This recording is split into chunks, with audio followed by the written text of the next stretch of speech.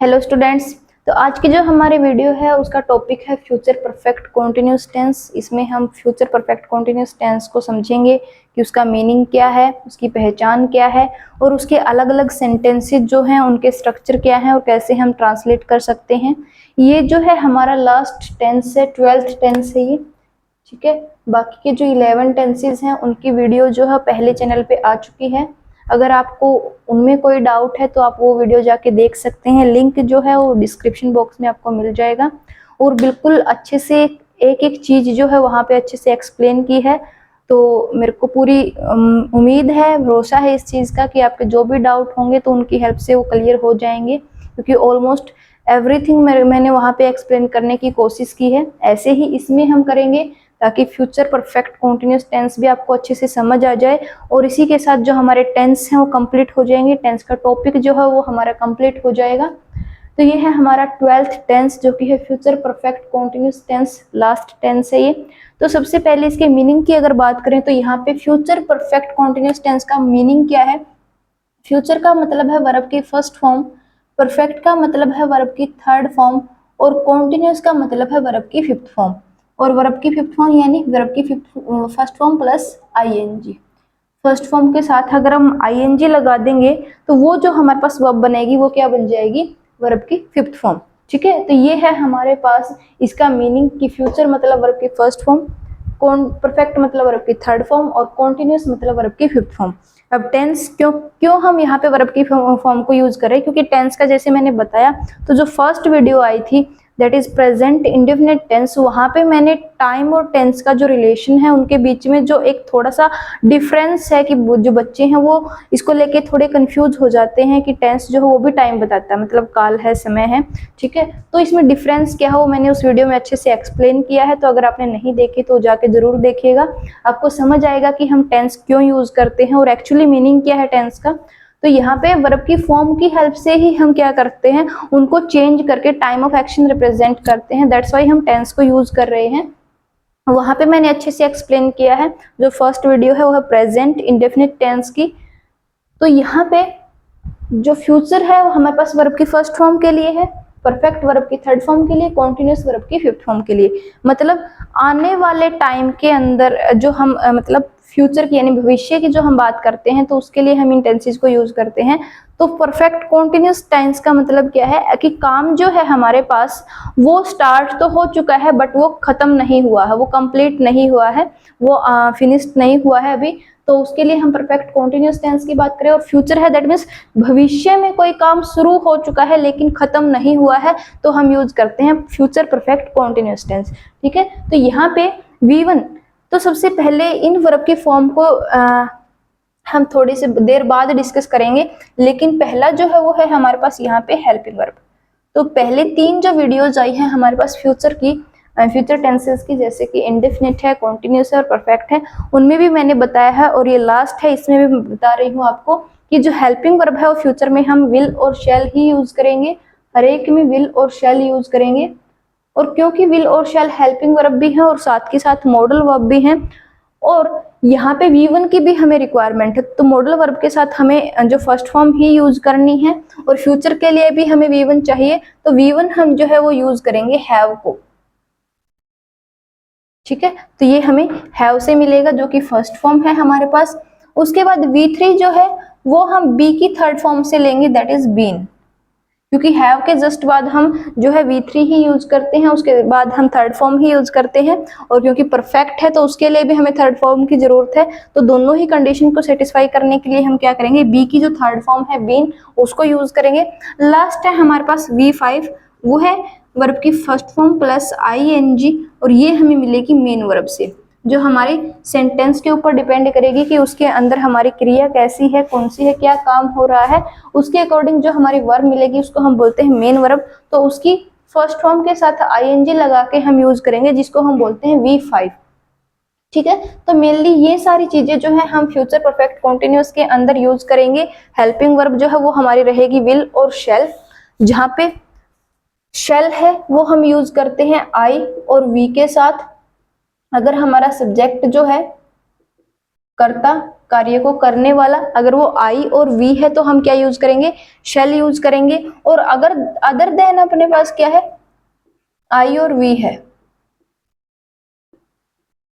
अगर आई और वी से अलावा कोई दूसरा है, लाइक हम बात कर रहे हैं यू है, दे है, ही है, she, it, this, that, these, those या एनी नेम। तो अगर ये है हमारे पास एटसेट्रा, तो ये अगर सब्जेक्ट के तौर पे हमारे पास यूज हुए हैं तो उनके साथ हम क्या यूज करेंगे, विल यूज करेंगे। और जो अगर हमारे पास सब्जेक्ट आई है या वी है तो उसके साथ क्या यूज करेंगे, शैल यूज करेंगे। लेकिन इनका यूज जो है वो मतलब रिवर्स भी हो जाता है, वो चेंज भी हो जाता है। मतलब क्या है, जहाँ पे शैल यूज होना चाहिए था वो वहां पे हम विल यूज करेंगे, और जहाँ पे विल यूज होना चाहिए था वहां पे हम शैल यूज करेंगे।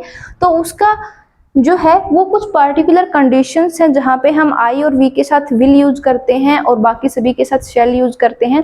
वो कंडीशंस हैं हमारे पास टोटल 5 to 6 कंडीशंस हैं, वो मैंने एक्सप्लेन की है फ्यूचर इंडेफिनिट टेंस के अंदर।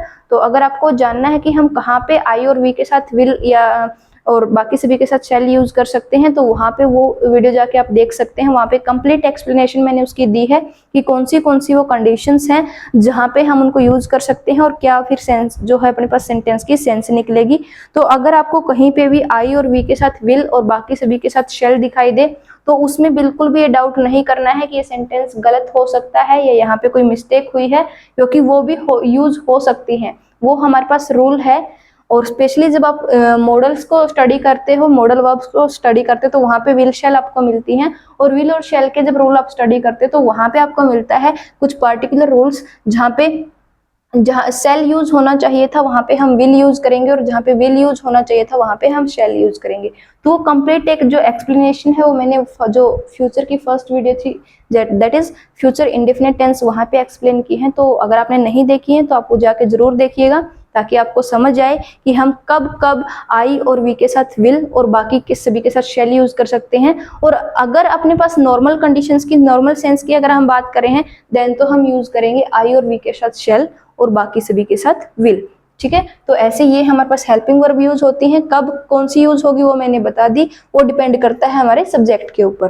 फिर V1 जो है वो हमारे पास यहाँ पे कंपलसरी है, क्योंकि फ्यूचर के लिए हमें यूज करनी है फर्स्ट फॉर्म। और दूसरी क्या है, विल शैल जो है मॉडल वर्ब्स हैं, इनके साथ भी फर्स्ट फॉर्म ही यूज कर सकते हैं। जस्ट मतलब हेल्पिंग वर्ब के बाद हम यूज करेंगे मॉडल वर्ब के बाद, तो क्या होगी, V1 ही यूज करेंगे। तो दोनों कंडीशन को सेटिस्फाई करने के लिए क्या है, जो हैव है वो हमारा कंपलसरी वर्ड है यहाँ पे। V3 जो है वो हम बीन यूज करेंगे यहाँ पे, क्योंकि हैव के जस्ट बाद हम क्या यूज करेंगे, V3 ही यूज करेंगे। और साथ के साथ परफेक्ट की कंडीशन भी है तो भी क्या यूज करेंगे, V3। ठीक है, तो दोनों ही कंडीशन को सेटिस्फाई करने के लिए क्या है यहाँ पे, बीन। उसके बाद V5 जो है कैसे बनेगी, V1 के साथ ING लगा दो, और ये हम मेन वर्ब से लेंगे जो हमारी मेन वर्ब होगी। ठीक है, ये सभी के सभी जो है यहाँ पे कांस्टेंट रहेंगी, मतलब यही वाली यूज होंगी हर बार। लेकिन जो मेन वर्ब है वो तो हमारे सेंटेंस के ऊपर डिपेंड करती है, ये वेरी कर सकती है, बट ये कांस्टेंट रहेंगी कि हेल्पिंग वर्ब यही यूज करनी है, उनके बाद हैव यूज करना, देन बीन यूज करना है। ठीक है, तो ये थी इसकी एक ब्रीफ एक्सप्लेनेशन कि हम क्या यूज कर रहे हैं, कहाँ से हमने लिया है और क्यों लिया है। अब हम यहाँ पे पहचान की बात करेंगे, क्योंकि सबसे मोस्ट इम्पोर्टेंट तो क्या है, हमारे पास पहचान ही है। कि अगर हमारे पास कोई भी हिंदी का वाक्य दिया हुआ है तो उसको हम कैसे आइडेंटिफाई करेंगे कि जो वाक्य है वो फ्यूचर परफेक्ट कॉन्टिन्यूस का ही वाक्य है। क्योंकि जब हम आइडेंटिफाई करेंगे तभी हम उसको ट्रांसलेट कर पाएंगे, उसको हम चेंज कर पाएंगे, उसका सेंटेंस हम बना पाएंगे। तो जो हमारी पहचान होगी फ्यूचर परफेक्ट कॉन्टिन्यूस टेंस की, वो है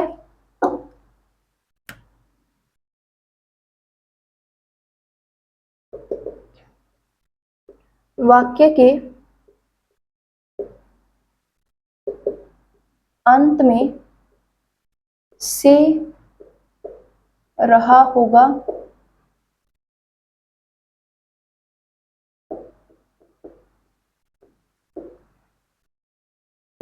से रही होगी से रहे होंगे आदि आए।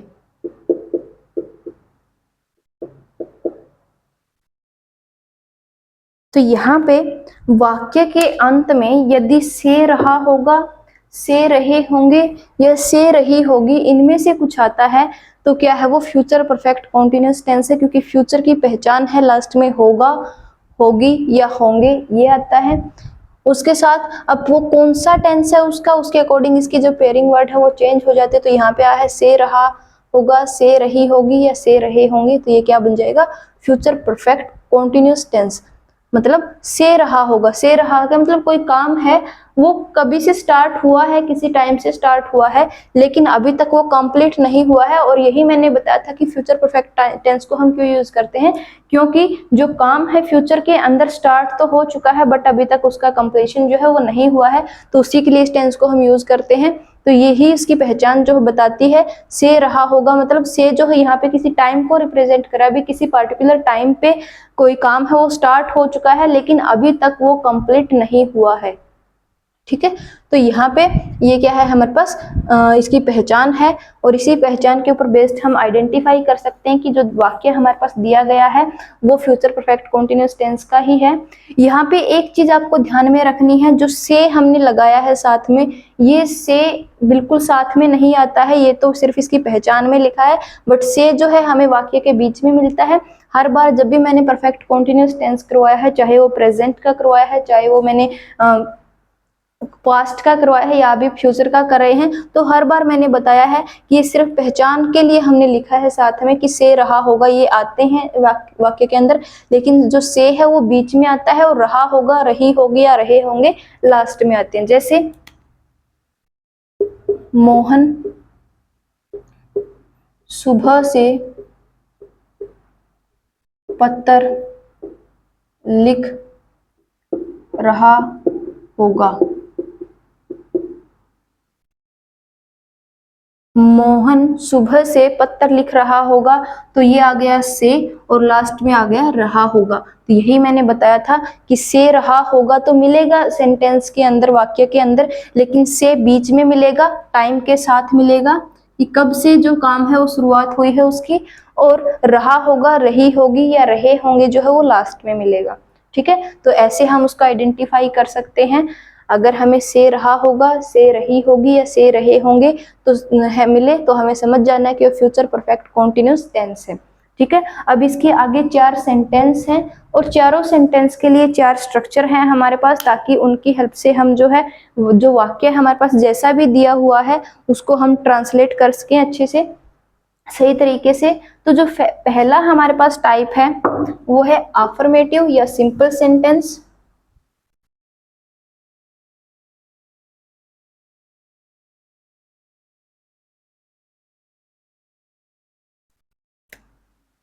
तो यहाँ पे फर्स्ट जो टाइप है वो है अफर्मेटिव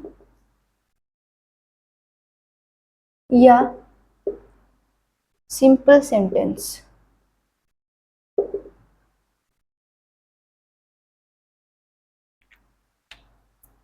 यानी साधारण वाक्य, सिंपल सेंटेंस का मतलब साधारण वाक्य, जैसे अभी मैंने लिखा था उसमें कुछ नहीं वगैरह या क्या वगैरह कुछ भी नहीं था, बिल्कुल सिंपली हमने बताया कि मोहन सुबह से पत्र लिख रहा होगा।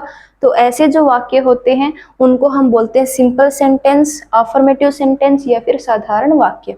ठीक है, तो इसका जो स्ट्रक्चर होगा वो हमारे पास बनेगा सब्जेक्ट प्लस विल या shall plus have plus been plus verb की fifth form plus object plus since या फोर। यहाँ पे जो अलग आए हैं वो सिंस या फोर हैं, जो हर एक परफेक्ट कॉन्टिन्यूअस टेंस में आते हैं। तीनों के तीनों टेंसेस के जो परफेक्ट कॉन्टिन्यूअस टेंस है वहां पे हम सिंस या फोर यूज करते हैं। फिर टाइम, अब फिर फुल स्टॉप।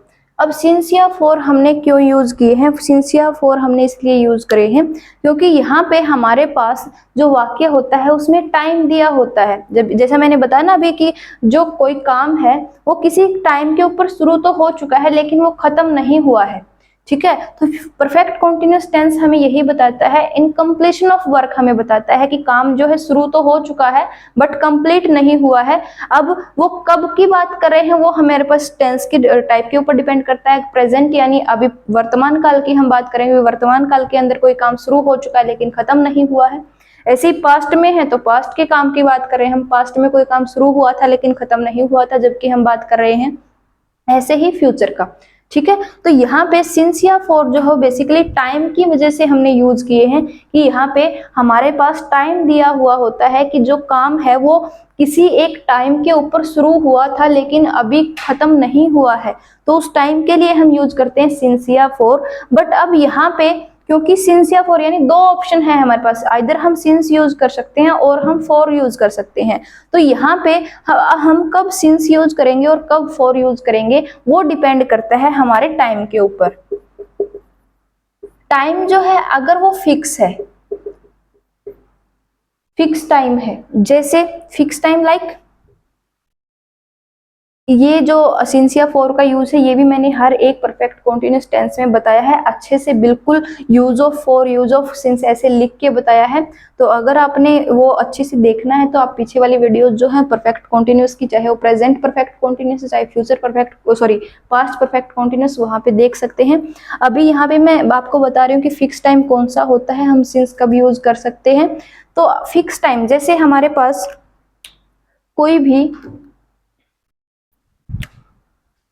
कोई भी डे नेम है,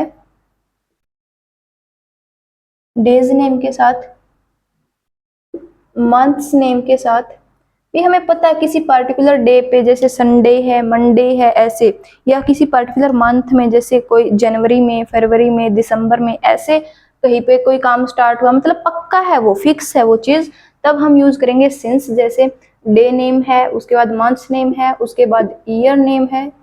जैसे हम बात करें 1990, 1995, ठीक है, 2000, 2004 ऐसे, ठीक है। तो ये ऐसे ईयर नेम है। उसके बाद पार्ट ऑफ डे है। पार्ट ऑफ डे का मतलब है कि दिन का कोई हिस्सा, जैसे मॉर्निंग, इवनिंग, नून, आफ्टरनून, नाइट, ऐसे अगर है तो हम सिंस यूज करते हैं। उसके बाद ये क्या है, फिर उसके बाद है हमारे पास कोई फेस्टिवल नेम है जैसे दिवाली, होली, दशहरा, रक्षाबंधन, ऐसे कुछ है। उसके बाद है अगर कोई सीजन नेम है जैसे विंटर है, समर है, ठीक है, स्प्रिंग है, तो ऐसे अगर है तो हम क्या यूज करते हैं, वो भी फिक्स टाइम होता है हमारा। तो फिर उसके बाद हम बात करेंगे जैसे कोई फिक्स टाइम है जैसे 5 AM, उसके बाद 7 PM, ऐसे अगर कुछ है मतलब कोई फिक्स टाइम है तो उसके साथ भी हम क्या यूज करेंगे, वो भी हमें फिक्स टाइम पता है कि किस पर्टिकुलर टाइम से स्टार्ट हुआ है।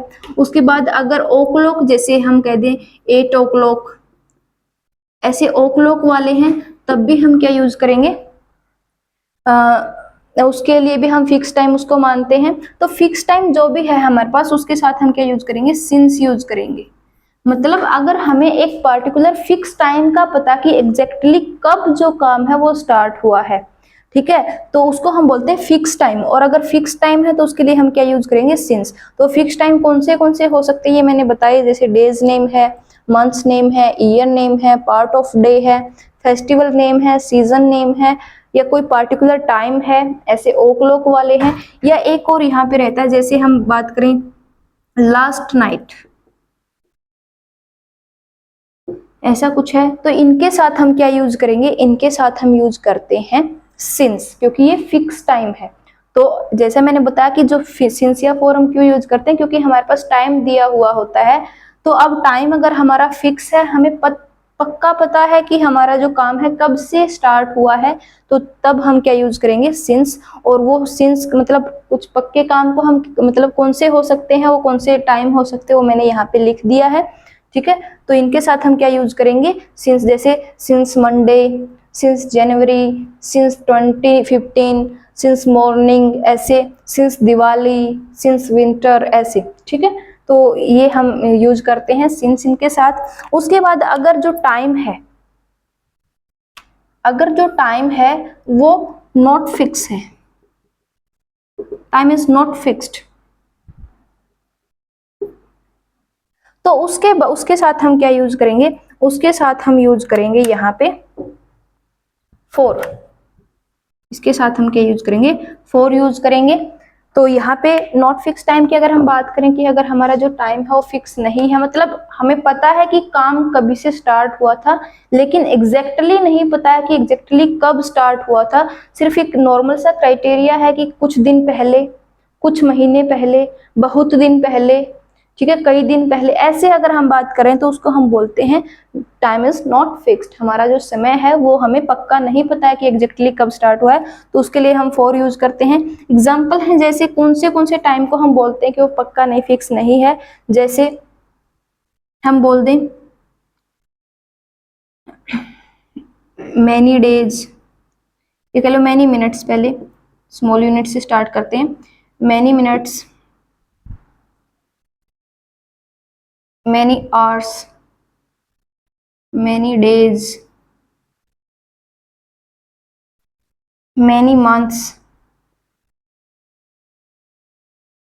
many years। उसके बाद an hour, a day,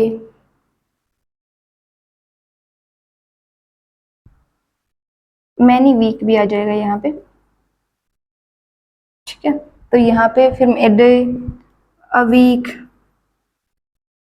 a month, a year।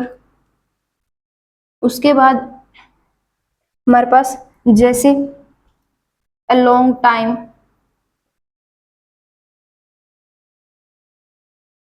a long time, a while।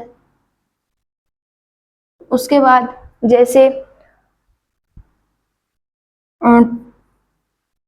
जो भी हमारे पास न्यूमेरिकल वैल्यू है, जैसे 1 2 3 ऐसे, तो 2 3 4 ऐसे डेज, या 2 3 4 ऐसे वीक्स,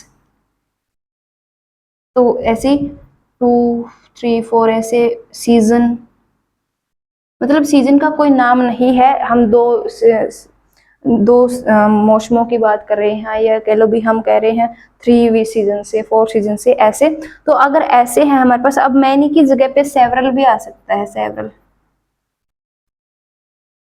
जैसे several minutes, several hours, several days, several weeks, several months, ऐसे, ठीक है, सेवरल भी यूज कर सकते हैं। उसके बाद हम अगर थोड़े टाइम के लिए, तो यहाँ पे हम सम यूज कर सकते हैं, जैसे कुछ दिनों के लिए, तो some minutes, some hours, some days, some weeks, some months, ऐसे, ठीक है। तो अगर ऐसे हमारे पास ये वाली जो फ्रेजेस गिवन है, टाइम ऐसा है कि हमें पक्का नहीं पता कि एग्जैक्टली कितने टाइम से, कब से जो काम है वो स्टार्ट हुआ है, तो उसके लिए हम यूज करेंगे 4, ठीक है। जैसे कुछ महीनों से, कुछ दिनों से, कई सालों से, कई घंटों से, तो इसके लिए हम यूज करते हैं ये वाली फ्रेजेस, जैसे many minutes, several minutes, some minutes. तो ऐसा अगर आया है तो हम 4 यूज करेंगे। उसके बाद an hour, a day, a week, a month, a year. तो यहाँ पे 1 घंटा, 1 हफ्ता, 1 साल, ऐसे, लेकिन हमें नहीं पता कि एग्जैक्टली कौन से घंटे, कौन से साल या कौन से वीक की जो बात हो रही है, तो उसके लिए भी हम 4 यूज करेंगे। अ लॉन्ग टाइम आया, लंबे समय से, तो उसके लिए भी हम 4 यूज करेंगे। अ वाइल आया है तो फिर उसके लिए भी हम क्या यूज करेंगे, 4 यूज करेंगे। अब ऐसे आया है 2 दिनों से, 4 दिनों से, 5 दिनों से, तो उसके लिए भी हम 4 यूज करेंगे। 2 हफ्तों से, 3 हफ्तों से, उसके लिए भी हम क्या यूज करेंगे, 4 यूज करेंगे। उसके बाद अगर मैं कह दूं 1 सीजन से, 2 सीजन से, 3 सीजन से, तो उसके लिए भी क्या यूज करेंगे, 4 यूज करेंगे। तो ये वो पार्टिकुलर कंडीशंस हैं जहाँ पे हम 4 यूज करेंगे, और ये वो पार्टिकुलर कंडीशंस है जहाँ पे हम सिंस यूज करेंगे। मतलब अगर टाइम हमारा फिक्स है तो फिर तो ये जो होता है, इस टाइम को हम फिक्स बोलते हैं। अगर टाइम ऐसा दिया हुआ है तो इसके साथ हम क्या यूज करेंगे, सिंस। अगर हमारा जो टाइम है फिक्स नहीं है, मतलब ऐसा कोई टाइम दिया हुआ है, तो उसके साथ हम क्या यूज करेंगे, फॉर यूज करेंगे। ठीक है, तो सिंस और फॉर का ही यूज यहाँ पे अच्छे से समझने की जो जरूरत होती है, क्योंकि बाकी सब कुछ जो सब्जेक्ट है, हेल्पिंग वर्ब है और उसके बाद ऑब्जेक्ट वगैरह तो हम हर एक टेंस के अंदर करते हैं। ठीक है, तो उनको आइडेंटिफाई करना, उनको यूज करना तो हम मतलब उनकी प्रैक्टिस तो होती ही रहती है और उसको सीख भी इजीली जाते हैं। बट यहाँ पे जब हम परफेक्ट कॉन्टिन्यूअस टेंस की बात करते हैं, चाहे वो तीनों में से किसी भी टेंस का हो, तो वहां पे हमारे पास सिंस या फॉर आते हैं और सिर्फ अगर उन्हीं का हमें अच्छे से नहीं पता कि हम कब सिंस या फॉर यूज कर सकते हैं, अगर उनमें हमने मिस्टेक कर दी तो कंप्लीट जो सेंटेंस है हमारा वो गलत हो जाएगा। ठीक है, तो यहाँ पे टाइम आपको आइडेंटिफाई करना है। अब उस टाइम का मैंने यहाँ पे नाम तक भी लिख दिया कि हाँ कौन से टाइम को हम फिक्स बोलते हैं और कौन से को हम फिक्स नहीं बोलते हैं। तो ये क्या है, फिक्स के साथ हम सिंस यूज कर लेंगे और फिक्स नहीं है तो फॉर यूज कर लेंगे, ताकि आपको ये भी ध्यान मतलब अगर नहीं रहा कि समझ नहीं आ रहा है फिक्स है या नहीं फिक्स नहीं है, तो इन चीजों को ध्यान में रख के कि टाइम है कैसा, कौन सा है, मतलब कोई डे का नाम है, कोई मंथ का नाम है या कुछ दिन कुछ महीने ऐसे दिया हुआ है, तो उसके अकॉर्डिंग भी आप समझ जाओगे कि इसके साथ फॉर यूज होगा या सिंस यूज होगा। ठीक है, तो यहाँ पे जो सिंस है मैं लिख देती हूँ ऊपर कि सिंस है वो फिक्स टाइम के लिए यूज होगा और जो फॉर है वो नॉट फिक्स टाइम के लिए, मतलब अगर टाइम फिक्स नहीं है तो उसके लिए हम यूज करेंगे। और टाइम जो भी दिया हुआ है हम लास्ट में यूज करेंगे। अब विल शैल कब यूज करेंगे, शैल हम आई और वी के साथ यूज करेंगे और बाकी सभी के साथ क्या यूज करेंगे, विल। हैव जो है वो कंपलसरी है, बीन जो है वो भी कंपलसरी। V5 हमें अकॉर्डिंग टू सेंटेंस हमें मिल जाएगी, ऑब्जेक्ट हमें अकॉर्डिंग टू सेंटेंस मिल जाएगा, सब्जेक्ट हमें अकॉर्डिंग टू सेंटेंस मिलेगा, सिंस या फॉर हम अकॉर्डिंग टू टाइम यूज करेंगे, टाइम हमें सेंटेंस में मिल जाएगा।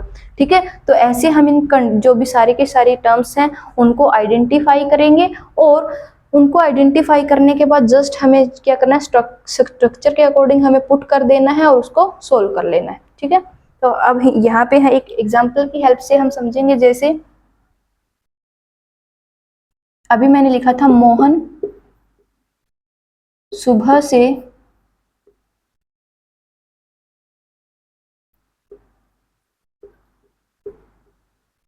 पत्थर लिख रहा होगा। मोहन सुबह से पत्थर लिख रहा होगा। तो यहाँ पे अब देखो, सबसे पहले तो हमें आइडेंटिफाई करना है कि ये जो हमारे पास वाक्य दिया हुआ है ये फ्यूचर परफेक्ट कॉन्टिन्यूअस टेंस का ही है या नहीं, और उसके बाद उसका सिंपल सेंटेंस है या नहीं। तो यहाँ पे बीच में से आया है और लास्ट में रहा होगा, तो से रहा होगा हमें मिल गया, तो क्या है, ये फ्यूचर परफेक्ट कॉन्टिन्यूअस टेंस है। अब इसमें ना कुछ नहीं है ना ही कुछ क्या वगैरह लगा है, दैट मीन्स क्या है, ये सिंपल सेंटेंस है, बिल्कुल साधारण वाक्य है। तो अब हमें इसको करना है ट्रांसलेट, इंग्लिश का सेंटेंस इसका बनाना है कि इंग्लिश में इसको कैसे लिखेंगे सेम बात को। तो ये इसके लिए हमें क्या करना है, सब्जेक्ट आइडेंटिफाई करना है सबसे पहले। अब सब्जेक्ट अगर हमारे पास हमें आइडेंटिफाई करना है तो उसके लिए मैं कंडीशन लिख देती हूँ यहाँ पे। बार बार मैं बताती हूँ कि अगर किसी को सब्जेक्ट ऑब्जेक्ट और वर्ब आइडेंटिफाई करना नहीं आता, तो जब तक आपको अच्छे से नहीं आ जाता तो इन क्वेश्चनिंग की हेल्प आप ले सकते हो। जैसे आप क्वेश्चनिंग कीजिए, कौन सुबह से पत्थर लिख रहा होगा, कौन या किसने की जब आप क्वेश्चनिंग करोगे तो जो आंसर मिलेगा वो सब्जेक्ट देगा। क्या या कहाँ की जब आप क्वेश्चनिंग करोगे तो जो आंसर आएगा वो ऑब्जेक्ट देगा। और काम जो है, काम क्या हो रहा है या हो रहा होगा, वो हमें क्या देगा, वर्ब देगा। और उसके बाद कब से की जो आप क्वेश्चनिंग करेंगे वो हमें टाइम देगा। तो जब हम परफेक्ट कॉन्टिन्यूअस की बात करते हैं तो वहां पे टाइम की भी रिक्वायरमेंट है, तो उसके लिए एक और क्वेश्चनिंग आ जाती है, दैट इज कब से। ठीक है, तो जो आंसर मिलेगा वो हमें टाइम देगा। जैसे यहाँ पे कौन सुबह से पत्थर लिख रहा होगा, कौन लिख रहा होगा, मोहन। तो कौन का जो आंसर आ क्या आ गया, सब्जेक्ट। ठीक है, तो सब्जेक्ट हमें मिल गया, मतलब कार्य को करने वाला, कर्ता। अब सब्जेक्ट के अकॉर्डिंग हमें यूज करनी next helping verb. Helping verb हमें सिलेक्ट करनी, तो सब्जेक्ट क्या है, मोहन, यानी कोई नाम है। तो आई और वी से दूसरा कुछ है ये, तो हम क्या यूज करेंगे, विल। हमारी हेल्पिंग वर्ब क्या आ गई, विल। उसके बाद हैव हमें लगाना है, फिर बीन है वो हमारे पास है, वो हमें लगाना है। फिर हमें जरूरत है यहाँ पे वर्ब की। वर्ब अब काम क्या कर रहा होगा, वो लिख रहा होगा। क्या लिख रहा है उससे हमें कोई फर्क नहीं पड़ता, लेकिन काम क्या कर रहा है, लिख रहा होगा। तो ये क्या है हमारे पास, वर्ब। फिर उसके बाद ऑब्जेक्ट। ऑब्जेक्ट मतलब जिसके ऊपर काम किया जाए। तो क्या लिख रहा होगा, अब हमें चाहिए क्या लिख रहा होगा, पत्थर। तो क्या का जो आंसर मिलेगा वो क्या देगा हमें, ऑब्जेक्ट। अब सब्जेक्ट आ गया, वर्ब आ गई, ऑब्जेक्ट आ गया। अब हमें यूज करना है सिंस और फॉर। लेकिन सिंस या फॉर से पहले, अब सिंस और फॉर का तो जो यूज है वो डिपेंड करता है हमारे टाइम के ऊपर। तो उससे पहले हमें टाइम को चेक करना होगा कि टाइम कौन सा है हमारे पास। तो टाइम के लिए हम क्या क्वेश्चन करनी, कब से। मोहन कब से पत्र लिख रहा होगा, कब से, सुबह से। तो ये आ गया टाइम। टाइम आ गया। अब सुबह से, सुबह को इंग्लिश में क्या बोलेंगे, मॉर्निंग। अब यहाँ पे मैंने अभी बताया था कि अगर हमारे पास पार्ट ऑफ डे है, यानी मॉर्निंग, इवनिंग, नाइट, ऐसे अगर हमारे पास, तो उसके साथ हम क्या यूज करेंगे, उसके साथ हम यूज करते हैं सिंस, क्योंकि वो फिक्स टाइम है, सुबह से। ठीक है, हमें पता है अभी कब से, एग्जैक्टली सुबह से वो काम जो है वो स्टार्ट हुआ है। तो सुबह से यानी मॉर्निंग, यानी पार्ट ऑफ डे, तो इसके साथ हम क्या यूज करेंगे, सिंस। तो हमें सिंस या फॉर में से पता चल गया हमें क्या यूज करना है, और टाइम हमारे पास आ ही गया कि क्या है, सुबह यानी मॉर्निंग। तो अब हम इसको ट्रांसलेट करेंगे। तो सबसे पहले सब्जेक्ट यानी मोहन, फिर इसके साथ हेल्पिंग वर्ब। तो ये क्या है, मोहन कोई नाम है, तो इसके साथ क्या यूज होगा, विल। फिर हैव, फिर बीन, फिर वर्ब की फिफ्थ फॉर्म। तो लिखना, राइट, राइट की फिफ्थ फॉर्म राइटिंग, आईएनजी लगा देंगे तो ये आ जाएगा राइटिंग। फिर क्या लिख रहा है वो, पत्थर, यानी ऑब्जेक्ट क्या है, लेटर। फिर सिंस, फिर मॉर्निंग, टाइम क्या है, मॉर्निंग, फिर फुल स्टॉप। तो ऐसे जो है हमें ट्रांसलेट कर लेना है इसको। Mohan will have been writing letter since morning. ठीक है, तो काफी इजी तरीके से जल्दी से हम जो ट्रांसलेशन कर सकते हैं, अगर हमें स्ट्रक्चर पता है और उसके अंदर जो भी टर्म्स है वो हम आइडेंटिफाई कर पा रहे हैं अच्छे से, उसको हम देख पा रहे हैं कि जो हिंदी का वाक्य है उसमें हम, हमारे पास सब्जेक्ट क्या है, ऑब्जेक्ट क्या है, वर्ब क्या है, टाइम क्या है, और वो कैसा टाइम है। ठीक है, तो ये था हमारी इसकी ट्रांसलेशन। तो देखो हिंदी का वाक्य है तो उसको पहचानने के लिए क्या है, से रहा होगा था इसके अंदर, मतलब से रहा होगा, से रही होगी, से रहे होंगे, ये हमें देखना है। और अगर कुछ नहीं या क्या नहीं लगा है, दैट मीन्स वो क्या है, सिंपल सेंटेंस है, और किसका है, future perfect tense, sorry future perfect continuous tense का है। अब अगर हमारे पास इंग्लिश का सेंटेंस है, उसको हमें आइडेंटिफाई करना है, तो फिर हम कैसे करेंगे, तो उसके लिए क्या है, फ्यूचर के लिए आपको देखनी है हेल्पिंग वर्ब विल शैल। ठीक है, तो हेल्पिंग वर्ब क्या होनी चाहिए, विल शैल होनी चाहिए।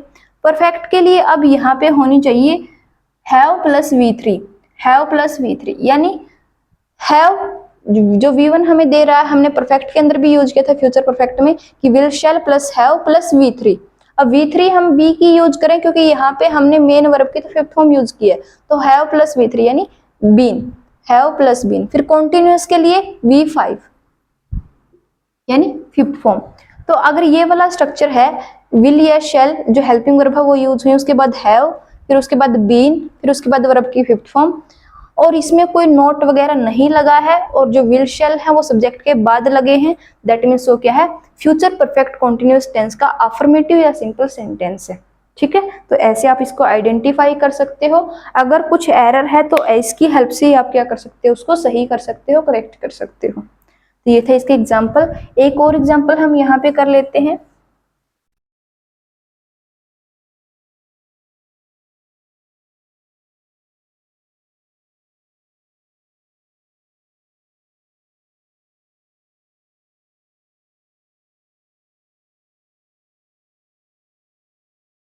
जैसे मैं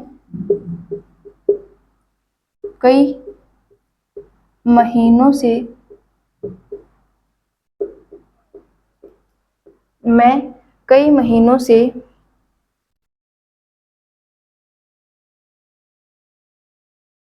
हिंदी पढ़ा रहा होऊंगा। तो मैं कई महीनों से हिंदी पढ़ा रहा होऊंगा, तो यहाँ पे हमारे पास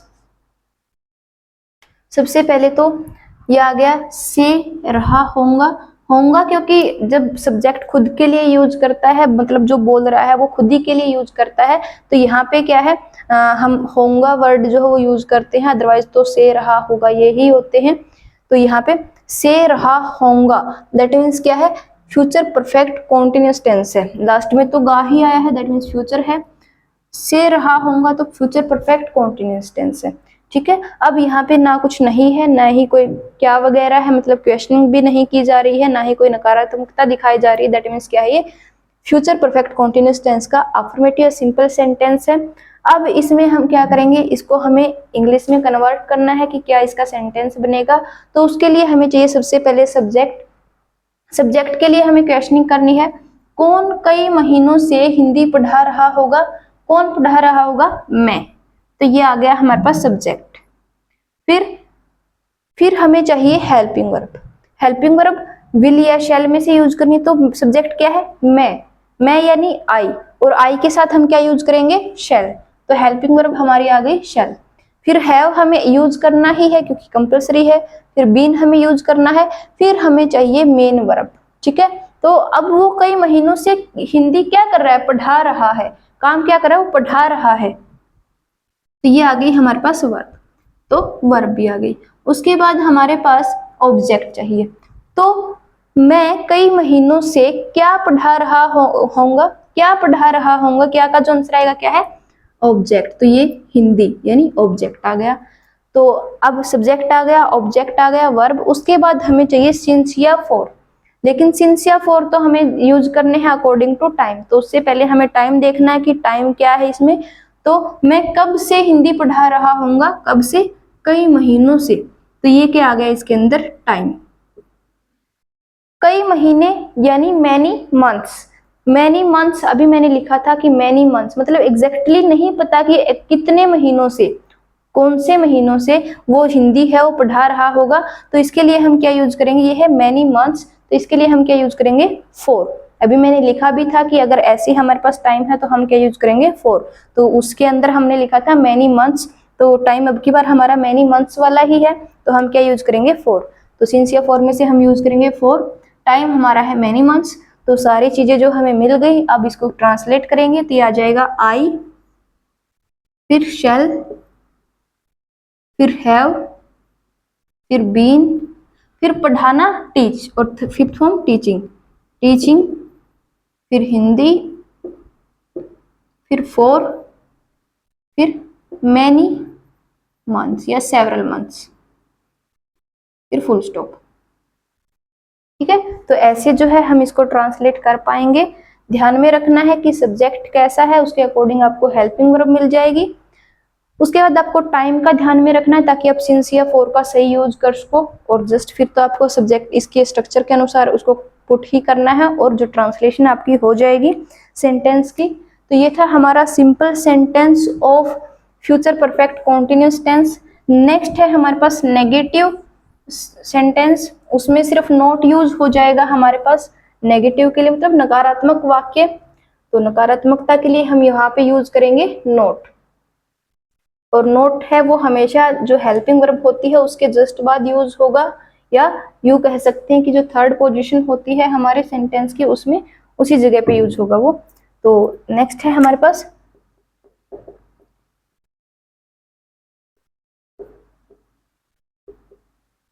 नेगेटिव सेंटेंस। तो इसकी जो पहचान है हिंदी के वाक्य में वो क्या है, नहीं मिलेगा। फिर इसका स्ट्रक्चर हम लिखेंगे, तो स्ट्रक्चर क्या आ जाएगा, तो जैसा मैंने बोला कि नहीं के लिए हम नोट यूज करेंगे, और नोट हमेशा थर्ड पोजीशन पे या हेल्पिंग वर्ब के जस्ट बाद यूज होगा। तो इसी स्ट्रक्चर की हेल्प से हमारा बन जाएगा that is subject plus will या शैल प्लस नोट। अब यहाँ पे नोट को मैं थोड़ा सा हाईलाइट करके लिख देती हूँ ताकि आपको ध्यान रहे अच्छे से। नोट फिर हैव, फिर बीन, फिर वर्ब की फिफ्थ फॉर्म, फिर ऑब्जेक्ट, फिर सिंस या फॉर, फिर टाइम और फिर फुल स्टॉप। ठीक है, ऐसे। तो इसमें जस्ट हमें नॉट यूज कर लेना है इंग्लिश के सेंटेंस में, और जो हिंदी का वाक्य होगा उसमें हमें मिलेगा नहीं। तो एग्जाम्पल इसका लेते हैं, जैसे हम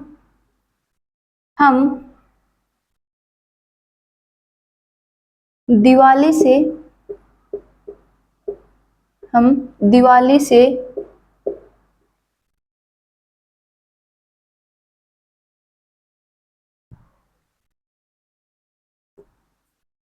हम दिवाली से कक्षा में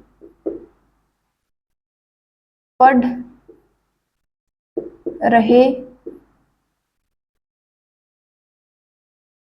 नेगेटिव है तो नहीं यूज करेंगे हम।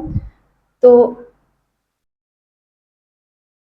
हम दिवाली से कक्षा में नहीं पढ़ रहे होंगे।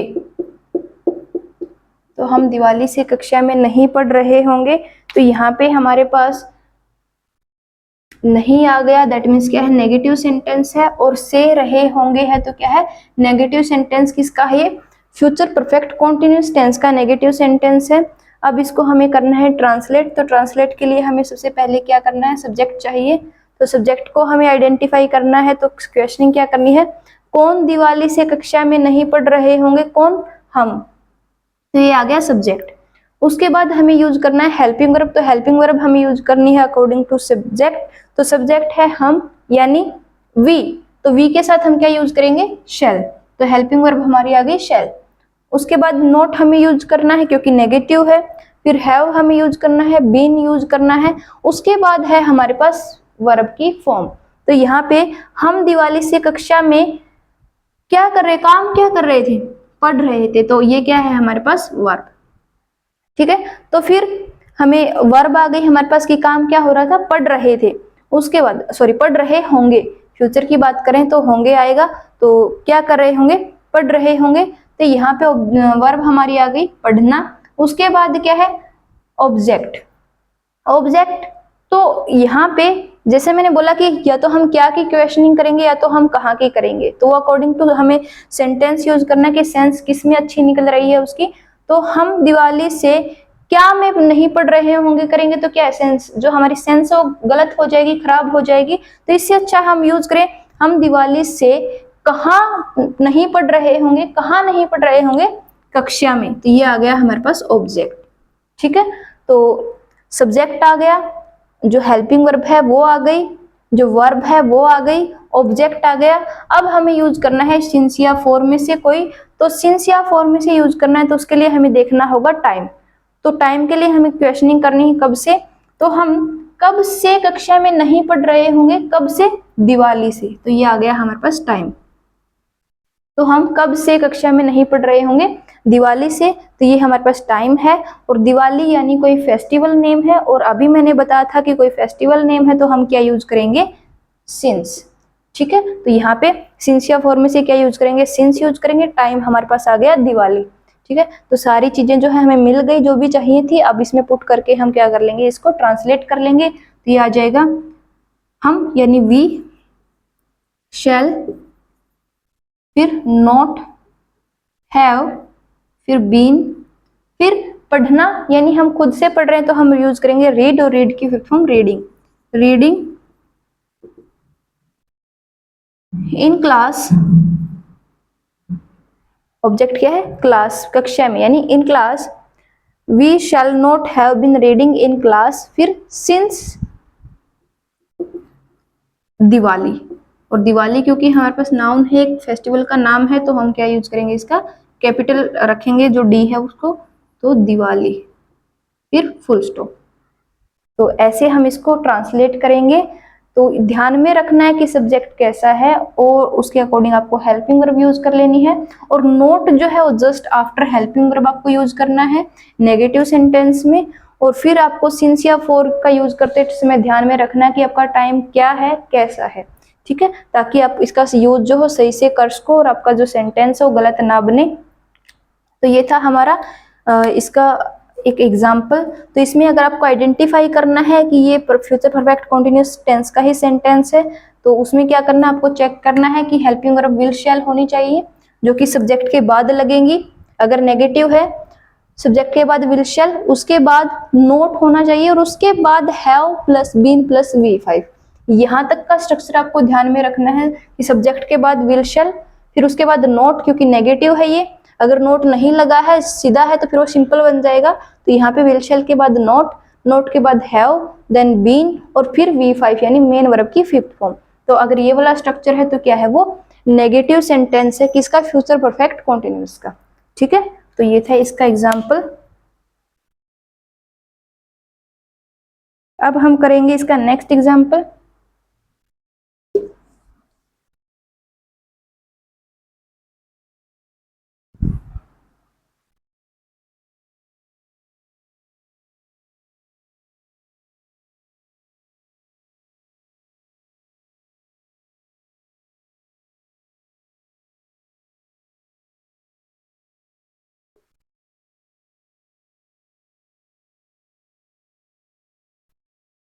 जैसे नेक्स्ट है,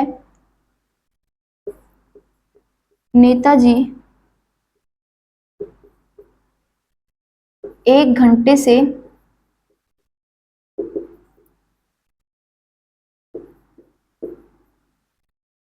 भाषण नहीं दे रहे होंगे। नेताजी 1 घंटे से भाषण नहीं दे रहे होंगे।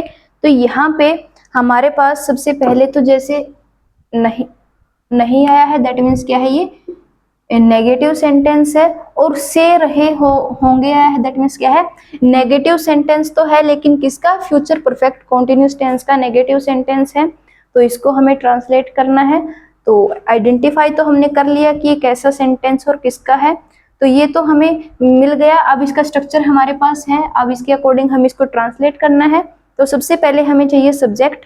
तो सब्जेक्ट कौन 1 घंटे से भाषण नहीं दे रहे होंगे, कौन, नेताजी। तो यहाँ पे ये आ गया हमारा सब्जेक्ट, ठीक है। तो उसके बाद सब्जेक्ट आ गया, फिर हमें यूज करना है विल या शैल यानी हेल्पिंग वर्ब। तो नेताजी यानी मिनिस्टर तो हमारे पास आई और वी से अलग है, एक नाउन है, तो इसमें के साथ हम क्या यूज करेंगे, विल। तो हेल्पिंग वर्ब हमारी क्या आ गई, विल। उसके बाद नोट हम यूज करेंगे क्योंकि नेगेटिव है, फिर हैव हम यूज करेंगे, फिर बीन यूज करेंगे, फिर है हमारे पास वर्ब।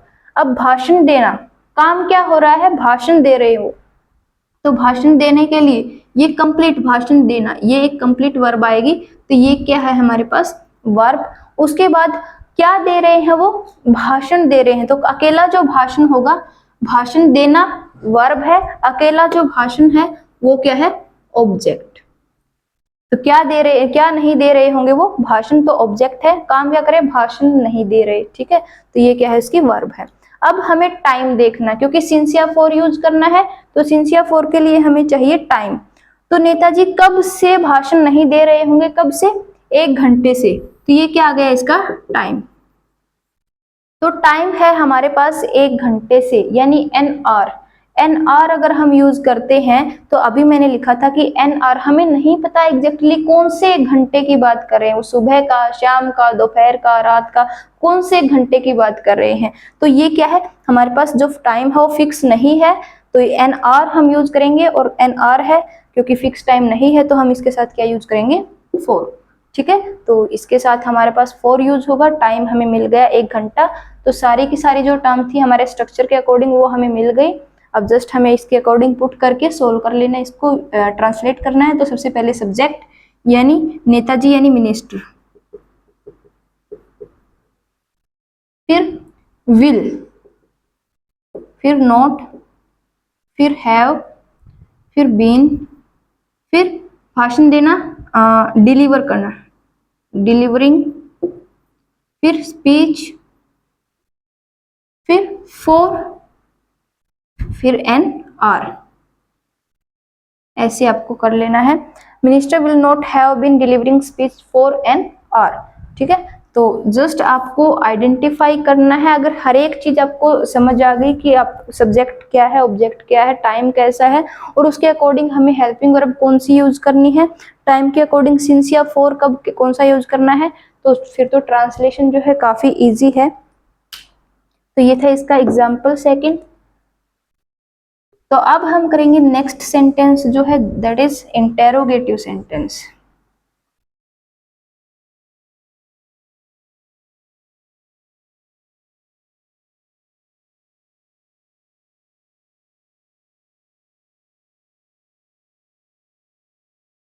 तो नेक्स्ट है हमारे पास इंटेरोगेटिव सेंटेंस।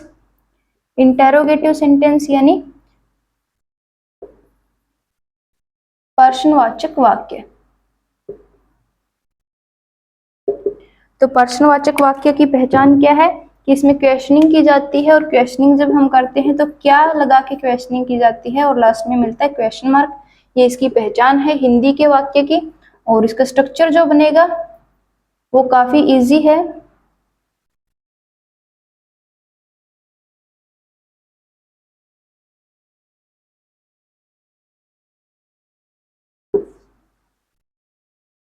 तो स्ट्रक्चर जो बनेगा वो काफी इजी है। जस्ट आपको क्या करना है, जो हमारा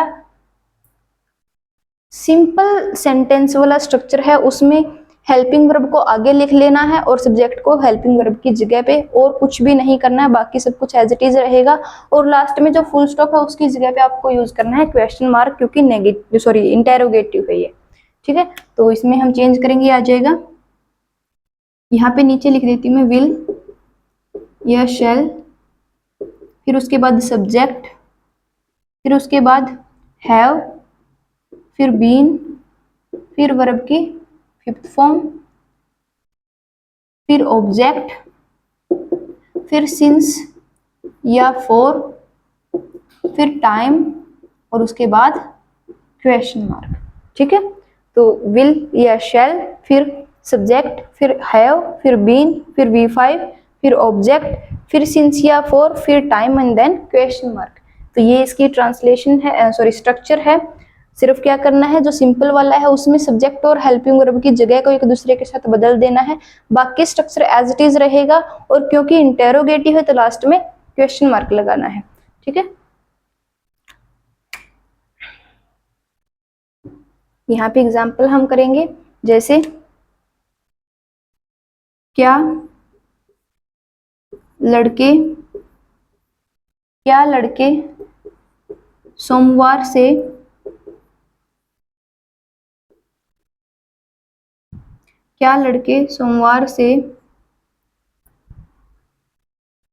क्रिकेट खेल रहे होंगे। क्या लड़के सोमवार से क्रिकेट खेल रहे होंगे। तो यहाँ पे हमारे पास वाक्य में है से रहे होंगे, दैट मीन्स क्या है, फ्यूचर परफेक्ट कॉन्टिन्यूस टेंस है, और स्टार्टिंग में क्या भी है और लास्ट में क्वेश्चन मार्क। तो ये क्या है, फ्यूचर परफेक्ट कॉन्टिन्यूस टेंस तो है ही, लेकिन उसका सेंटेंस कैसा है, इंटेरोगेटिव सेंटेंस है, ठीक है। तो इसको हमें ट्रांसलेट करना है, तो उसके लिए हमें सबसे पहले यूज करना है हेल्पिंग वर्ब। लेकिन जो हेल्पिंग वर्ब है वो हम सब्जेक्ट के अकॉर्डिंग ही यूज करेंगे। तो पहला जो हमारा काम होगा वो होगा सब्जेक्ट को आइडेंटिफाई करना। तो कौन सोमवार से क्रिकेट खेल रहे होंगे, कौन, लड़के। तो ये क्या है, सब्जेक्ट। अब लड़के यानी बॉयज, आई और वी से अलग हमारा सब्जेक्ट है, तो इसके साथ हेल्पिंग वर्ब क्या यूज होगी, विल। तो हेल्पिंग वर्ब हमारी आ गई विल, सब्जेक्ट आ गया बॉयज, फिर उसके बाद हमारे पास हैव, बीन, देन हमें चाहिए वर्ब। वर्ब अब काम क्या कर रहे होंगे, वो खेल रहे होंगे, तो खेलना क्या है यहाँ पे, वर्ब, ठीक है। फिर ऑब्जेक्ट, क्या लड़के सोमवार से क्या खेल रहे होंगे, क्या खेल रहे होंगे मतलब खेल तो रहे लेकिन क्या खेल रहे हैं, क्या का जो आंसर आएगा वो क्या है, ऑब्जेक्ट। तो यहाँ पे क्या खेल रहे हैं, क्रिकेट, तो क्रिकेट क्या है, ऑब्जेक्ट। उसके बाद हमें यूज करना है सिंस या फॉर, बट सिंस या फॉर तो हमें यूज करना है टाइम के अकॉर्डिंग। तो टाइम हमें देखना सबसे पहले, तो लड़के कब से क्रिकेट खेल रहे होंगे, कब से, सोमवार से। तो ये आ गया हमारे पास टाइम। अब टाइम है सोमवार से, यानी डे नेम, हमारे पास एक पार्टिकुलर डे है, हमें पता है एग्जैक्टली कब से जो है वो खेल रहे होंगे, तो ये क्या है हमारे पास फिक्स टाइम है, मंडे। डे नेम है, डे नेम के साथ हम यूज करते हैं सिंस, अभी अभी मैंने बताया था, तो यहाँ पे हम क्या यूज करेंगे सिंस, और टाइम है हमारा मंडे। ठीक है, तो इसके अकॉर्डिंग हम इसको, अब सब सारी की सारी जो चीजें हमें मिल गई, वे हेल्पिंग वर्ब मिल गई, सब्जेक्ट मिल गया, हैव प्लस बीन ये कंपल्सरी लगेगा ही, फिर वर्ब हमें मिल गई, ऑब्जेक्ट मिल गया, सिंस फॉर में से क्या लगाना है वो हमें पता चल गया, टाइम हमारे पास आ गया। ठीक है, तो ये सारी की सारी चीजें हमें मिल गई, तो अब इसके अंदर पुट करेंगे, तो सबसे पहले विल, फिर बॉयज, उसके बाद है हैव, फिर बीन, देन V5, तो खेलना प्ले, V5 करेंगे यानी प्लेइंग, तो will boys have been playing cricket, object क्या है क्रिकेट, फिर सिंस, फिर मंडे, देन क्वेश्चन मार्क। ठीक है, क्योंकि क्वेश्चन मार्क तो लगाना ही है, इंटेरोगेटिव सेंटेंस है, तो ऐसे हम इसको क्या कर सकते हैं, ट्रांसलेट कर सकते हैं काफी इजी तरीके से। बस आपको पता होना चाहिए कि जो सेंटेंस आपके पास दिया, वाक्य जो दिया हुआ वो कौन से टेंस का है और वो कैसा सेंटेंस है। 12 के 12 जो टेंसेज हैं, उनके जो आगे 4-4 सेंटेंसेज है, हर एक का हमारे पास एक पर्टिकुलर स्ट्रक्चर है, तो अगर आपको पता है कि वो टेंस कौन सा है और सेंटेंस उसका कौन सा है, तो उसके स्ट्रक्चर को यूज करके आप जो ट्रांसलेशन है वो कर सकते हैं।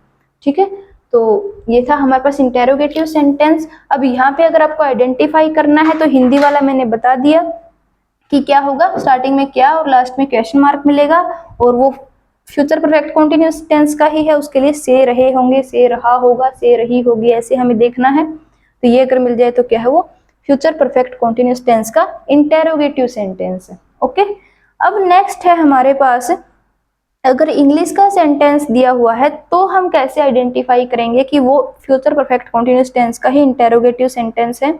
तो अभी फ्यूचर परफेक्ट कॉन्टिन्यूअस के लिए तो मैंने बताया कि आपको देखना है कि हेल्पिंग वर्ब क्या होनी चाहिए, विल शैल होनी चाहिए, उसके बाद हैव लगा होना चाहिए, बीन लगा होना चाहिए, और वर्ब की फिफ्थ फॉर्म होनी चाहिए, मेन वर्ब की फिफ्थ फॉर्म। ठीक है, तो ये अगर ऐसा है तो फिर क्या है वो फ्यूचर परफेक्ट कॉन्टिन्यूअस टेंस है। अब उसका इंटेरोगेटिव सेंटेंस है या नहीं, उसके लिए देखना है कि सबसे पहले तो जो विल शैल हेल्पिंग वर्ब है वो सब्जेक्ट के आगे लगनी चाहिए। ठीक है, जो सब्जेक्ट के पहले क्या लगनी चाहिए, जो हेल्पिंग वर्ब लगनी चाहिए, और सब्जेक्ट के बाद कोई भी नोट वगैरह नहीं लगना चाहिए, उसके बाद क्या आना चाहिए, have plus been plus verb की फिफ्थ फॉर्म, ये लगना चाहिए। तो अगर ये स्ट्रक्चर है दैट मीन्स क्या है वो इंटेरोगेटिव सेंटेंस है, किसका, फ्यूचर परफेक्ट कॉन्टिन्यूअस टेंस का। ठीक है, तो ऐसे हम इसको आइडेंटिफाई कर सकते हैं, और आइडेंटिफाई करना अगर आ गया तो फिर ट्रांसलेशन जो है काफी इजी है।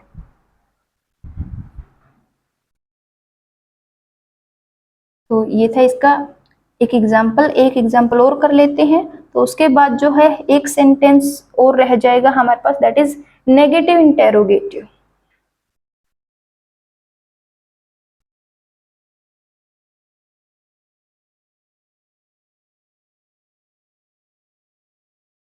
तो एग्जाम्पल है जैसे, क्या मैं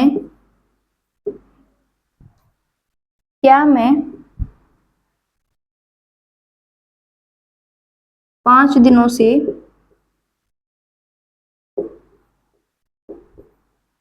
क्या मैं 5 दिनों से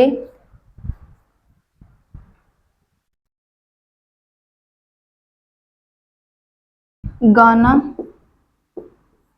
गा रही होंगी। क्या मैं 5 दिनों से गाना गा रही होंगी। तो यहाँ पे सबसे पहले तो इसको आइडेंटिफाई करो कि क्या है, स्टार्टिंग में क्या है और लास्ट में क्वेश्चन मार्क, तो ये क्या है, इंटेरोगेटिव सेंटेंस है। यहाँ पे तो हमारे पास बीच में से आया है और लास्ट में रही होंगी, तो ये क्या है, इंटेरोगेटिव सेंटेंस तो है, लेकिन किसका, फ्यूचर परफेक्ट कॉन्टिन्यूअस टेंस का ही इंटेरोगेटिव सेंटेंस है। तो इसकी हमें करनी है ट्रांसलेशन, तो उसके लिए हमें चाहिए हेल्पिंग वर्ब। हेल्पिंग वर्ब से पहले हमें देखना होगा सब्जेक्ट, तो सब्जेक्ट क्या है इसमें, कौन 5 दिनों से गाना गा रही होगी? मैं, तो ये क्या है? सब्जेक्ट। अब मैं यानी आई के साथ हम क्या यूज करेंगे? शैल, तो हेल्पिंग वर्ब हमारी आ गई शैल। उसके बाद हैव हमें यूज करना है, बीन यूज करना है, फिर है वर्ब की फिफ्थ फॉर्म। तो मैं 5 दिनों से गाना क्या कर रही हूँ, मतलब काम क्या कर रही होगी? गा रही होगी, तो ये क्या है हमारे पास? वर्ब। ऑब्जेक्ट क्या गा रही होगी? वो गाना, तो क्या का आंसर क्या मिल गया? ऑब्जेक्ट। सब्जेक्ट आ गया, वर्ब आ गई, ऑब्जेक्ट आ गया, हेल्पिंग वर्ब आ गई। उसके बाद हमें चाहिए सिंस या फॉर। तो टाइम है हमारे पास, क्या मैं कब से गाना गा रही होंगी? कब से? 5 दिनों से, तो ये आ गया टाइम। अब टाइम है 5 दिनों से, 5 डेज। लेकिन हमें एग्जैक्टली नहीं पता कि कौन से 5 दिन। 5 दिनों से पता, लेकिन कौन से 5 दिन? ठीक है, तो वो हमें नहीं पता, तो ये क्या है? टाइम फिक्स नहीं है। और अगर ऐसा है 5 डेज, 3 डेज, अभी मैंने लिखा था कि उसके साथ हम क्या यूज करेंगे? फोर। ठीक है, तो यहाँ पे हम क्या यूज करेंगे? फोर, और टाइम है 5 डेज। तो सारी की सारी जो टर्म है हमें मिल गई, इसमें पुट करेंगे और जो ट्रांसलेशन है वो कर लेंगे। तो सबसे पहले shall I have been, translation क्या बनेगी हमारी? शेल आई हैव बीन, फिर सिंगिंग, क्योंकि गाना गाना, सिंग, और फिफ्थ फॉर्म बनेगी सिंगिंग, फिर सॉन्ग, फिर फोर, फिर 5 डेज। 4 5 डेज, ये 4 FOR है ना कि FOUR। ठीक है, तो 4 5 डेज।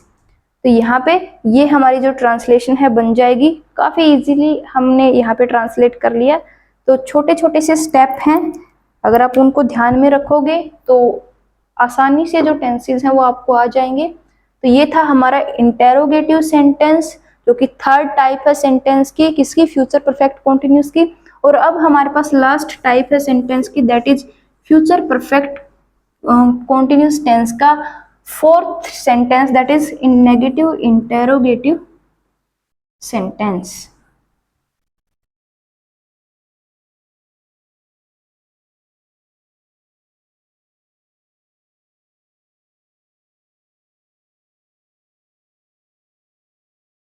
तो नेक्स्ट है हमारे पास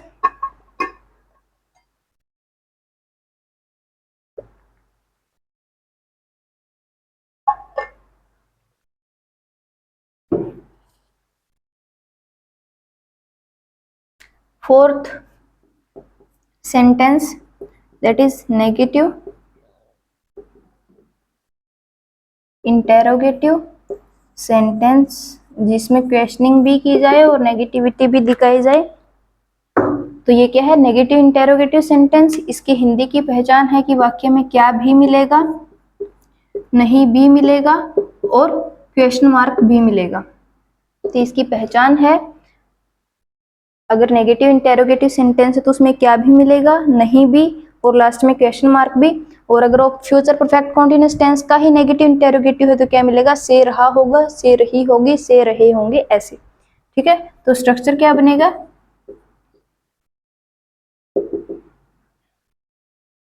स्ट्रक्चर क्या बनेगा? जस्ट जो भी हमारे पास नेगेटिव सेंटेंस का स्ट्रक्चर है, अब इसकी हेल्प हम लेंगे। इसमें क्या कर देंगे? सब्जेक्ट की जगह पे हेल्पिंग वर्ब और हेल्पिंग वर्ब की जगह पे सब्जेक्ट रख देंगे। बाकी एज इट इज हमें जो है नेगेटिव इंटेरोगेटिव सेंटेंस का स्ट्रक्चर मिल जाएगा। तो विल या शैल को आगे लिखेंगे,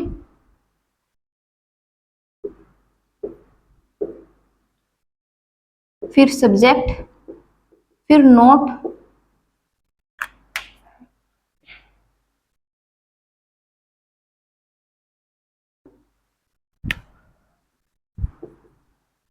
नोट, फिर हैव, फिर बीन, फिर वर्ब की फिफ्थ फॉर्म, फिर ऑब्जेक्ट, फिर सिंस या फॉर, फिर टाइम, और फिर क्वेश्चन मार्क, क्योंकि इंटेरोगेटिव सेंटेंस है ये। और लेकिन नेगेटिव इंटेरोगेटिव है तो क्या होगा? यहाँ पे नोट भी यूज होगा अब की बार। तो ये इसका स्ट्रक्चर है। तो चलिए करते हैं एक एग्जांपल, जैसे क्या क्या राधा, क्या राधा 1995 से क्या राधा 1995 से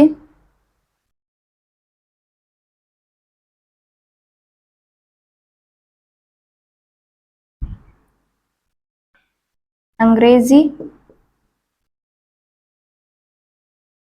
नहीं पढ़ा रही होगी? Question mark. क्या राधा 1995 से अंग्रेजी नहीं पढ़ा रही होगी? तो यहाँ पे हमारे पास स्टार्टिंग में है क्या, बीच में नहीं और लास्ट में क्वेश्चन मार्क। तो दैट मीन्स क्या है, ये नेगेटिव इंटेरोगेटिव सेंटेंस है, लेकिन किसका? अब से रही होगी आ गया, तो क्या है?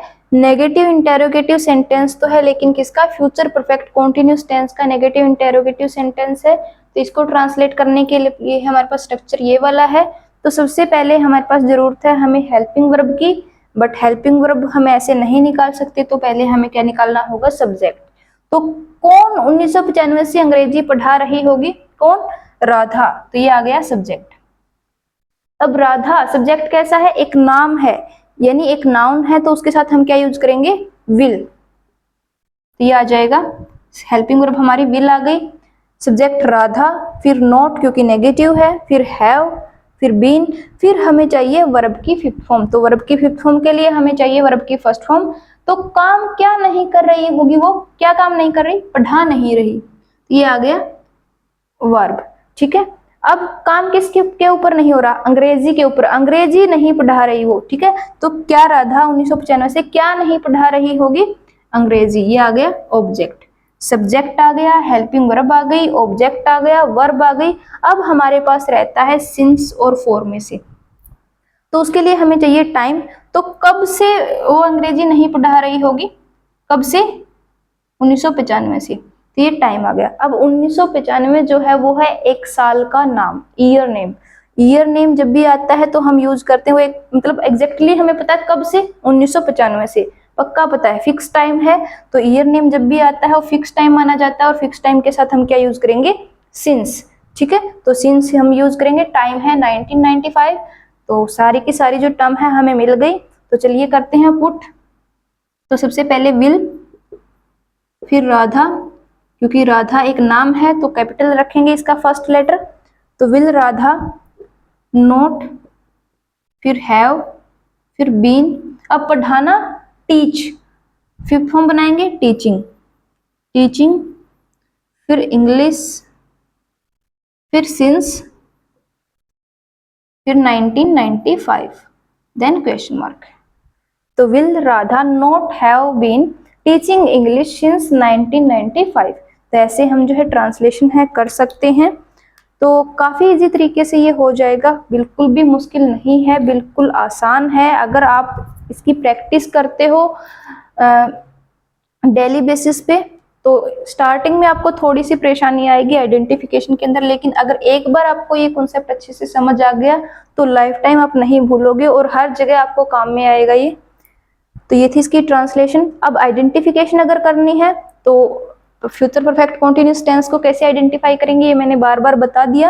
अब हम देखेंगे अगर वो नेगेटिव इंटेरोगेटिव सेंटेंस है तो उसको कैसे आइडेंटिफाई करेंगे। तो यहाँ पे हमें देखना है कि जो हेल्पिंग वर्ब है विल या शैल वो आगे लगनी चाहिए सब्जेक्ट से, और सब्जेक्ट के जस्ट बाद आना चाहिए नोट। अगर नोट नहीं लगा है तो फिर क्या बन जाएगा? वो सिंपल इंटेरोगेटिव बन जाएगा। अगर सब हेल्पिंग वर्ब पहले लगी है, उसके बाद सब्जेक्ट है और सब्जेक्ट के बाद नोट है, और फिर have plus been plus verb की फिफ्थ फॉर्म है, ये वाला अगर हमारे पास स्ट्रक्चर है तो क्या है? वो नेगेटिव इंटेरोगेटिव सेंटेंस है, किसका? फ्यूचर परफेक्ट कॉन्टिन्यूअस टेंस का। ठीक है, तो ऐसे हम इसकी आइडेंटिफिकेशन कर सकते हैं। तो ये था इसका एग्जाम्पल। एक और एग्जाम्पल हम कर लेते हैं ताकि अच्छे से आपको समझ आ जाए जो हमारा फ्यूचर परफेक्ट कॉन्टिन्यूअस टेंस है, और इसी के साथ हमारा जो टेंस है वो कंप्लीट हो जाएंगे।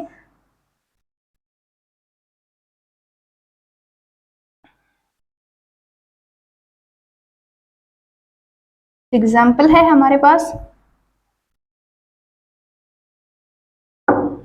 क्या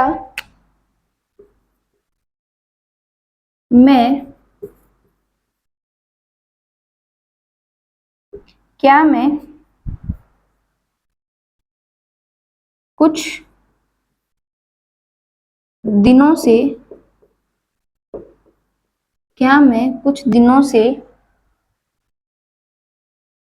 चाय नहीं पी रही होंगी। तो क्या मैं कुछ दिनों से चाय नहीं पी रही होंगी, तो ये है हमारे पास इसका एक लास्ट एग्जाम्पल, ताकि आपको अच्छे से समझ आ जाए कि हम कैसे ट्रांसलेशन करते हैं, कैसे आइडेंटिफिकेशन करते हैं। तो यहाँ पे हमारे पास स्टार्टिंग में क्या है, बीच में नहीं और लास्ट में क्वेश्चन मार्क। तो कैसा सेंटेंस है ये? नेगेटिव इंटेरोगेटिव सेंटेंस है। अब इसमें से रही होंगी आ गया, तो क्या है ये? नेगेटिव इंटेरोगेटिव सेंटेंस तो है, लेकिन किसका? फ्यूचर परफेक्ट कॉन्टिन्यूअस टेंस का है। ठीक है, तो इसको करना है ट्रांसलेट। तो उसके लिए हमें चाहिए सबसे पहले helping verb, but helping verb से पहले हमें क्या चाहिए? सब्जेक्ट, ताकि हेल्पिंग वर्ब हम निकाल सकें कि कौन सी यूज करेंगे। ठीक है, तो यहाँ पे कौन कुछ दिनों से चाय नहीं पी रही होगी? कौन? मैं। तो मैं यहाँ पे क्या है? सब्जेक्ट। मैं यानी आई के साथ हम क्या यूज करेंगे? शैल। तो हेल्पिंग वर्ब हमारी यूज होगी शैल। हेल्पिंग वर्ब मिल गई, सब्जेक्ट मिल गया, फिर नोट हमें यूज करना है क्योंकि नेगेटिव है। उसके बाद हैव हमें यूज करना है, बीन यूज करना है, फिर है हमारे पास वर्ब की फिफ्थ फॉर्म। तो वर्ब, मैं कुछ दिनों से चाय नहीं पी रही होंगी। काम क्या नहीं कर रही है? पी नहीं रही। तो ये क्या है हमारे पास? वर्ब। ठीक है, तो उसके बाद है हमारे पास वर्ब हमें मिल गई, फिर ऑब्जेक्ट। तो क्या नहीं पी रही होगी? ये क्या नहीं पी रही होगी? चाय। तो ये है हमारे पास ऑब्जेक्ट। सब्जेक्ट है, हेल्पिंग वर्ब मिल गई, ऑब्जेक्ट मिल गया, वर्ब मिल गई। अब हमें चाहिए टाइम। तो क्या मैं कब से चाय नहीं पी रही? चाय नहीं पी रही, ठीक है, लेकिन कब से नहीं? कुछ दिनों से। तो कुछ दिन, ये क्या है हमारे पास? टाइम। लेकिन कुछ दिन एग्जैक्टली नहीं पता कि कितने दिनों से, कौन से दिनों से। ठीक है, तो यहाँ पे कुछ दिन यानी सम डेज, और सम डेज के साथ हम क्या यूज करेंगे? फॉर, क्योंकि टाइम हमारा फिक्स नहीं है। ठीक है, तो फॉर आ गया, फिर टाइम है हमें मिल गया, सम डेज। तो सारी की सारी टर्म हमें मिल गई। अब पुट करेंगे तो shall I note have been.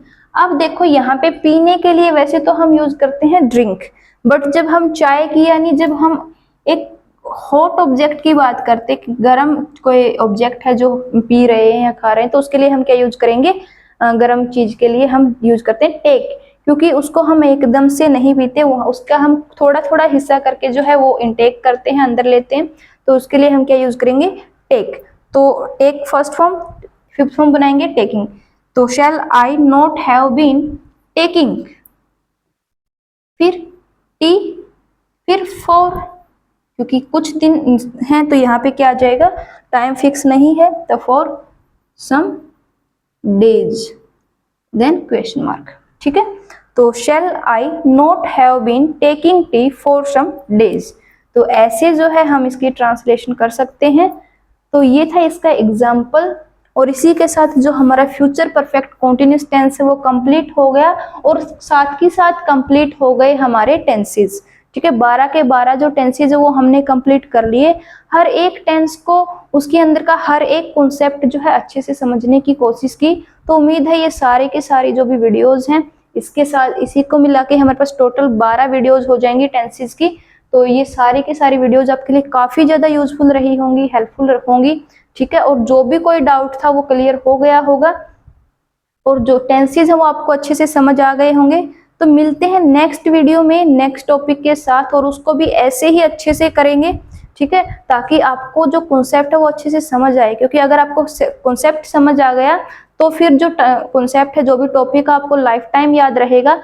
लेकिन अगर आप रटते हो उसको, ठीक है, तो क्रैमिंग अगर आप उसको करते हो तो फिर उसमें क्या रहेगा, आपको 1-2 दिन या ज्यादा से ज्यादा अगर आप बात करें तो फिर उसके अंदर क्या है, सिर्फ 1 हफ्ते के लिए वो आपको ध्यान रहेगा, बट उससे ज्यादा नहीं। आप भूलने लग जाओगे, आपको लगेगा कि किया था, बट क्या किया था, कैसे किया था, वो ध्यान नहीं है। तो इससे अच्छा है कि आप थोड़ा टाइम लगा के कॉन्सेप्ट को समझ के करो। ठीक है, तो इन वीडियोस की हेल्प से आपको यही करवाने की कोशिश की गई है, ताकि अच्छे से समझा के करवाया जाए। और अगर आप एक बार कर लो तो आपको वो लंबे समय के लिए याद रहे, लंबे टाइम के लिए आपको ध्यान में रहे। तो ये थी हमारी 12th वीडियो, इसकी 12th टॉपिक, यानी हमारे पास future perfect continuous tense 12th tense. इसी के साथ सारे टेंस कंप्लीट हो गए। तो मिलते हैं नेक्स्ट वीडियो में नेक्स्ट टॉपिक के साथ। तब तक के लिए थैंक यू वेरी मच।